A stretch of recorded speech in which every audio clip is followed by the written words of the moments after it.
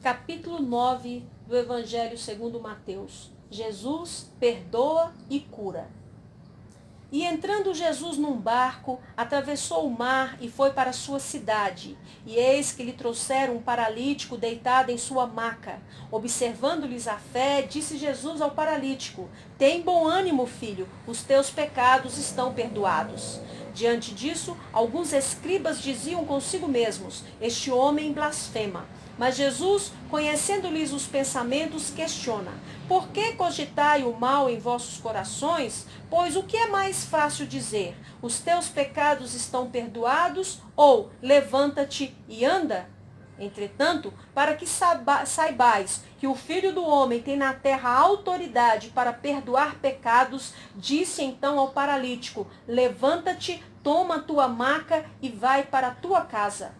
Levantando-se, o homem partiu para sua casa. Ao ver isso, a multidão se encheu de temor e glorificava a Deus, pois dera aos homens tamanha autoridade. Saindo, viu Jesus um homem chamado Mateus, sendo sentado na coleteria, e disse-lhe: Segue-me. E ele se levantou e o seguiu. E aconteceu que, estando Jesus em casa à mesa, muitos publicanos e pecadores vieram para cear com ele e seus discípulos. Quando os fariseus viram isso, perguntaram aos discípulos dele: Por que ceia o vosso mestre com publicanos e pecadores? Mas Jesus, ouvindo, responde: Os sãos não necessitam de médico, mas sim os doentes. Portanto, ide aprender o que significa isso. Misericórdia quero, e não sacrifícios, pois não vim resgatar justos, e sim pecadores. Então chegaram os discípulos de João e lhe perguntaram: Por que jejuamos nós e os fariseus muitas vezes e os teus discípulos não jejuam? Respondeu-lhes Jesus: É possível que os amigos do noivo fiquem de luto enquanto o noivo ainda está com eles? Dias virão, quando o noivo lhes será tirado, então jejuarão. Ninguém coloca remendo novo em roupa velha, porque o remendo força o tecido da roupa e o rasgo aumenta. Nem se põe vinho novo em odres velhos. Se o fizer, os odres rebentarão, o vinho derramará e os odres se estragarão. Mas põe-se vinho novo em odres novos, e assim ambos ficam conservados. Enquanto ele estava falando, um dos dirigentes da sinagoga aproximou-se e, ajoelhando-se diante dele, rogou: Minha filha acaba de morrer, mas vem, impõe a tua mão sobre ela e viverá. Jesus então levantou-se e seguiu com ele, e seus discípulos os acompanharam. De repente, uma mulher que há 12 anos vinha sofrendo de hemorragia alcançou-o por trás e tocou na borda do seu manto. Pois dizia essa mulher consigo mesma: Se eu conseguir apenas lhe tocar as vestes, serei curada. Então Jesus voltou-se e, assim que viu a mulher, lhe disse: Anima-te grandemente, filha, a tua fé te salvou. E desde aquele momento a mulher ficou sã. Quando Jesus chegou à casa do dirigente da sinagoga e viu os flautistas fúnebres e a multidão em alvoroço, ordenou: Retirai-vos daqui. Esta menina não está morta, mas adormecida. E todos zombavam dele. Assim que a multidão foi retirada, Jesus entrou, tomou a menina pela mão e ela se levantou. Então a notícia desse acontecimento espalhou-se por toda aquela região. Partindo Jesus dali, 2 homens cegos o seguiram, clamando: Filho de Davi, tem misericórdia de nós. Entrando ele em casa, aproximaram-se os cegos e Jesus lhes perguntou: Credes que eu seja capaz de fazer isto?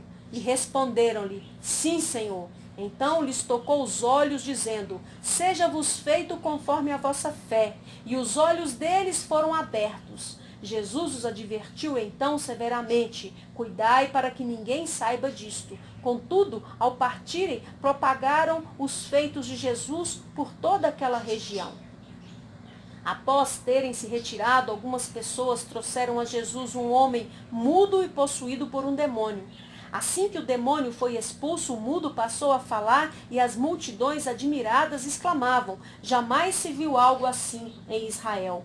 Por outro lado, os fariseus maldiziam: ele expulsa os demônios pelo príncipe dos demônios. E Jesus ia passando por todas as cidades e povoados, ensinando nas sinagogas, pregando as boas novas do reino e curando todas as enfermidades e doenças. Ao ver as multidões, Jesus sentiu grande compaixão pelas pessoas, pois que estavam aflitas e desamparadas como ovelhas que não têm pastor. Então falou aos seus discípulos: de fato, a colheita é abundante, mas os trabalhadores são poucos. Por isso, orai ao Senhor da seara e pedi que ele mande mais trabalhadores para a sua colheita. Comentário do capítulo 9. Frequentemente, Jesus refere-se a si mesmo como Filho do Homem, como está lá em Marcos 8:38.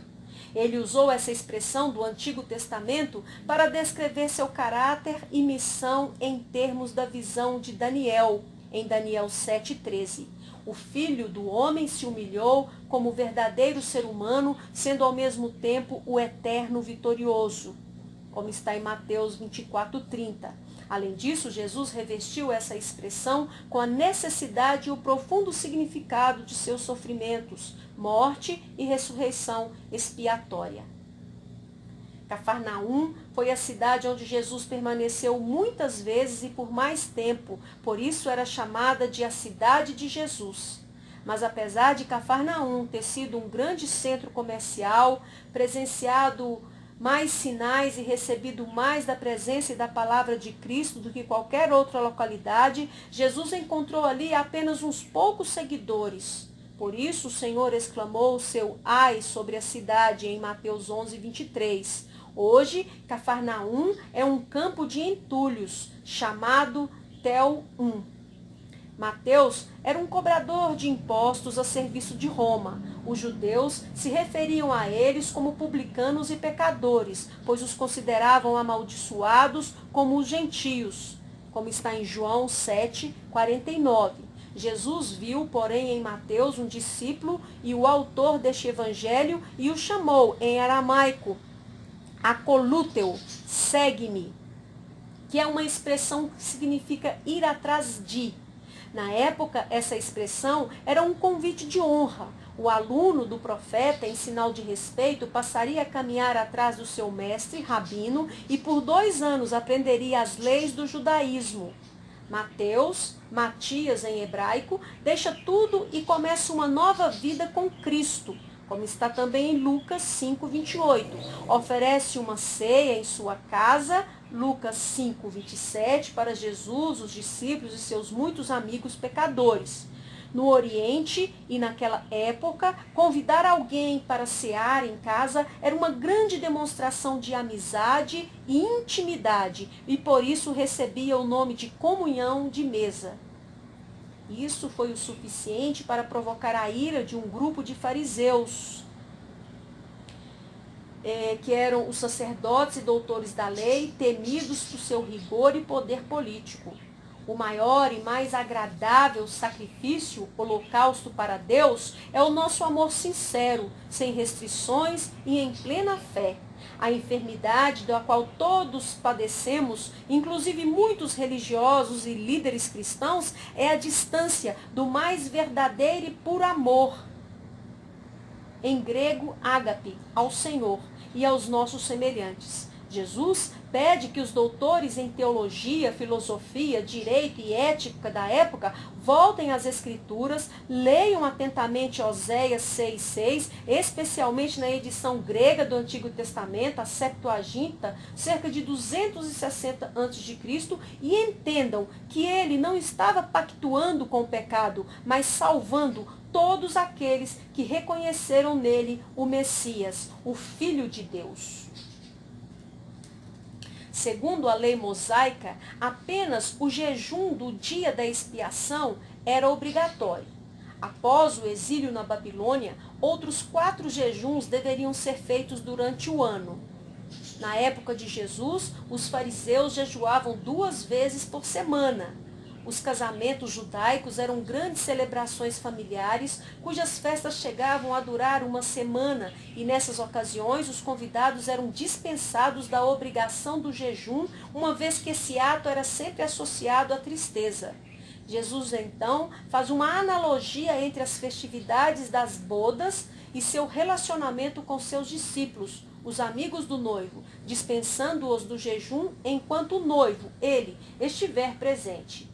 Jesus jejuava em particular, mas rejeitava a observação da lei de forma legalista e para autoglorificação.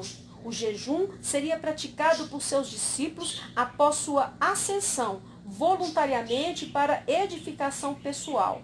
Jesus veio estabelecer uma nova ordem para o relacionamento das pessoas com Deus. A lei deve ceder lugar à graça, o novo vinho, a nova aliança.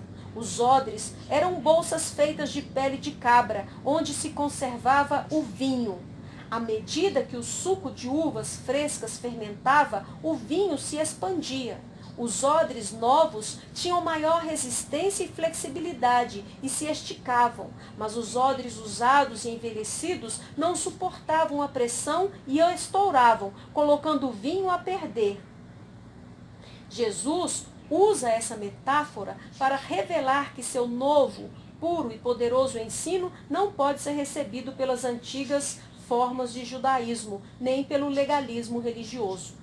Jesus se agrada da nossa fé e está sempre pronto para nos socorrer em qualquer necessidade. Basta que o procuremos com sinceridade. O verbo grego sozein significa salvar e curar. A mulher pensou em salvar-se, livrar-se de uma doença horrível e antiga. Mas Jesus deu-lhe a cura integral da alma e do corpo, quando a abençoou com a tradicional bênção dos rabinos da época. A tua fé te salvou. Jesus demonstrou que essa não era apenas uma frase religiosa, mas a indicação de que o reino de Deus havia chegado para todos aqueles que nele crescem, pois que as palavras de Jesus são acompanhadas de poder.